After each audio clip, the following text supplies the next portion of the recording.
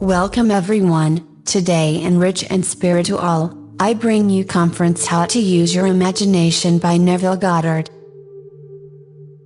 Conference How to Use Your Imagination. The purpose of this record is to show you how to use your imagination to achieve your every desire. Most men are totally unaware of the creative power of imagination and invariably bow before the dictates of facts and accepts life on the basis of the world without. But when you discover this creative power within yourself, you will boldly assert the supremacy of imagination and put all things in subjection to it. When a man speaks of God in man, he is totally unaware that this power called God in man is man's imagination. This is the creative power in man. There is nothing under heaven that is not plastic as potter's clay to the touch of the shaping spirit of imagination. Once a man said to me, "You know, Neville, I love to listen to you talk about imagination, but as I do so, I invariably touch the chair with my fingers and push my feet into the rug just to keep my sense of the reality and the profundity of things."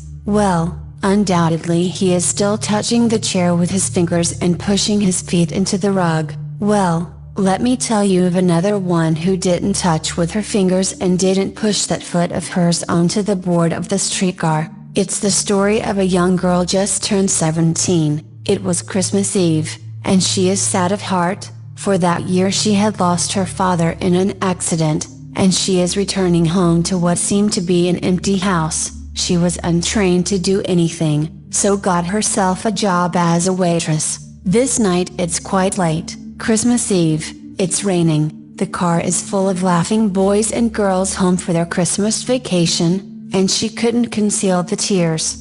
Luckily for her, as I said, it was raining, so she stuck her face into the heavens to mingle her tears with rain, and then holding the rail of the streetcar, this is what she did, she said, "This is not rain, why, this is spray from the ocean, and this is not the salt of tears that I taste, for this is the salt of the sea in the wind, and this is not San Diego, this is the ship, and I am coming into the Bay of Samoa," and there she felt the reality of all that she had imagined.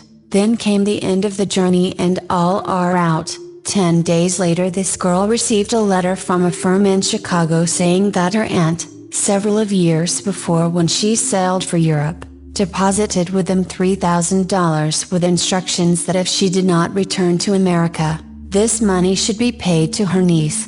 They had just received information of the aunt's death and were now acting upon her instructions. 1 month later this girl sailed for Samoa. As she came into the bay it was late that night and there was salt of the sea in the wind. It wasn't raining, but there was spray in the air, and she actually felt what she'd felt 1 month before, only this time she had realized her objective. Now, this whole record is technique. I want to show you today how to put your wonderful imagination right into the feeling of your wish fulfilled and let it remain there and fall asleep in that state, and I promise you, from my own experience, you will realize the state in which you sleep, if you could actually feel yourself right into the situation of your fulfilled desire and continue there until you fall asleep. As you feel yourself right into it, remain in it until you give it all the tones of reality.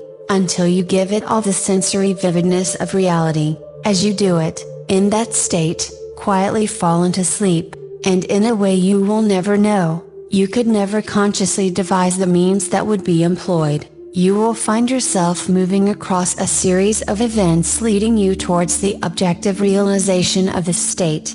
Now, here is a practical technique. The first thing you do, you must know exactly what you want in this world. When you know exactly what you want, make as lifelike a representation as possible of what you would see, and what you would touch, and what you would do were you physically present and physically moving in such a state.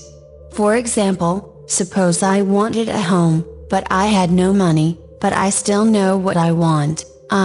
Without taking anything into consideration, I would make as lifelike a representation of the home that I would like, with all the things in it that I would want, and then, this night, as I would go to bed, I would in a drowsy, sleepy state, the state that borders upon sleep. I would imagine that I am actually in such a house, that were I to step off the bed, I would step upon the floor of that house. Were I to leave this room, I would enter the room that is adjacent to my imagined room in that house, and while I am touching the furniture and feeling it to be solidly real, and while I am moving from one room to the other in my imaginary house, I would go to sound asleep in that state, and I know that in a way I could not consciously devise, I would realize my house. I have seen it work time and time again. If I wanted promotion in my business, I would ask myself, what additional responsibilities would be mine were I to be given this great promotion? What would I do? What would I say? What would I see? How would I act? And then in my imagination I would begin to see and touch and do and act as I would outwardly see and touch and act were I in that position. If I now desire the mate of my life, were I now in search of some wonderful girl or some wonderful man, what would I actually find myself doing that would imply that I have found my state? For instance, suppose now I was a lady, one thing I would definitely do, I would wear a wedding ring. I would take my imaginary hands and I would feel the ring that I would imagine to be there, and I would keep on feeling it until it seemed to me to be solidly real. I would give it all the sensory vividness I am capable of giving anything, and while I am feeling my imaginary ring, which implies that I am married, I would sleep. This story is told us in the Song of Songs, or a Song of Solomon. It is said, "At night on my bed I sought him whom my soul loveth, I found him whom my soul loveth, and I would not let him go until I had brought him into my mother's house, right into the chamber of her that conceived me." If I would take that beautiful poem and put it into modern English, into practical language, it would be this: while sitting in my chair I would feel myself right into the situation of my fulfilled desire, and having felt myself into that state I would not let it go, I would keep that mood alive, and in that mood I would sleep, that is taking it right into my mother's chamber, into the chamber of her that conceived me. You know, people are totally unaware of this fantastic power of the imagination, but when man begins to discover this power within him, he never plays the part that he formerly played. He doesn't turn back and become just a reflector of life. From here on in he is the effector of life. The secret of it is to center your imagination in the feeling of the wish fulfilled and remain therein, for in our capacity to live in the feeling of the wish fulfilled lies our capacity to live the more abundant life. Most of us are afraid to imagine ourselves as important and noble individuals secure in our contribution to the world just because, at the very moment that we start our assumption, reason and our senses deny the truth of our assumption. We seem to be in the grip of an unconscious urge which makes us cling desperately to the world of familiar things and resist all that threatens to tear us away from our familiar and seemingly safe moorings. Well, I appeal to you to try it. If you try it, you will discover this great wisdom of the ancients, for they told it to us in their own strange, wonderful, symbolical form, but unfortunately you and I misinterpreted their stories and took it for history, when they intended it as instruction to simply achieve every objective. You see, imagination puts us inwardly in touch with the world of states. These states are existent, they are present now, but they are mere possibilities while we think of them, but they become overpoweringly real when we think from them and dwell in them. You know, there is a wide difference between thinking of what you want in this world and thinking from what you want. Let me tell you, when I first heard of this strange and wonderful power of the imagination, it was in 1933 in New York City. An old friend of mine taught it to me. He turned to the 14th of John, and this is what he read: "In my Father's house are many mansions. If it were not so, I would have told you. I go to prepare a place for you. And if I go and prepare a place for you, I will come again and receive you unto myself, that where I am there ye may be also." He explained to me that this central character of the Gospels was human imagination, that mansion was not a place in some heavenly house, but simply my desire. if I would make a living representation of the state desired and then enter that state and abide in that state, I would realize it. At the time I wanted to make a trip to the island of Barbados in the West Indies, but I had no money. He explained to me that if I would that night, as I slept in New York City, assume that I was sleeping in my earthly father's house in Barbados and go sound asleep in that state, that I would realize my trip.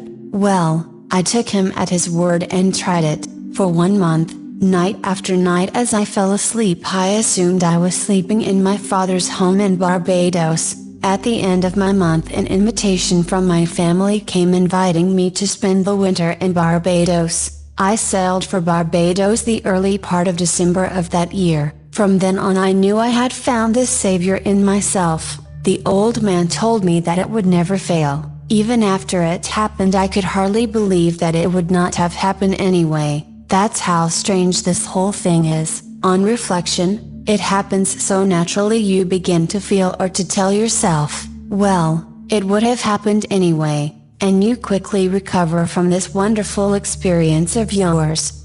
It never failed me if I would give the mood, the imagined mood, sensory vividness. I could tell you unnumbered case histories to show you how it works, but in essence it is simple. You simply know what you want. When you know what you want, you are thinking of it. That is not enough. You must now begin to think from it. Well, how could I think from it? I am sitting here, and I desire to be elsewhere. How could I, while sitting here physically, put myself in imagination at a point in space removed from this room and make that real to me? Quite easily. My imagination puts me in touch inwardly with that state. I imagine that I am actually where I desire to be. How can I tell that I am there? There is one way to prove that I am there, for what a man sees when he describes his world is, as he describes it, relative to himself. So what the world looks like depends entirely upon where I stand when I make my observation. So, if as I describe my world it is related to that point in space I imagine that I am occupying, then I must be there. I am not there physically, no, but I am there in my imagination, and my imagination is my real self, and where I go in imagination and make it real, there I shall go in the flesh, also. When in that state I fall asleep, it is done. I have never seen it fail. So this is the simple technique upon how to use your imagination to realize your every objective. Here is a very healthy and productive exercise for the imagination, something that you should do daily. Daily relive the day as you wish you had lived it, revising the scenes to make them conform to your ideals. For instance, suppose today's mail brought disappointing news, revise the letter, mentally rewrite it and make it conform to the news you wish you had received. Or, suppose you didn't get the letter you wish you had received. Write yourself the letter and imagine that you received such a letter. Let me tell you a story that took place in New York not very long ago. In my audience sat this lady who had heard me, numerous times, and I was telling the story of revision. That man, not knowing the power of imagination, he goes to sleep at the end of his day, tired and exhausted, accepting as final all the events of the day. And I was trying to show that man should, at that moment before he sleeps, he should rewrite the entire day and make it conform to the day he wished he had experienced. Here is the way a lady wisely used this law of revision. It appears that 2 years ago she was ordered out of her daughter-in-law's home. For 2 years there was no correspondence. She had sent her grandson at least 24 presents in that interval, but not one was ever acknowledged.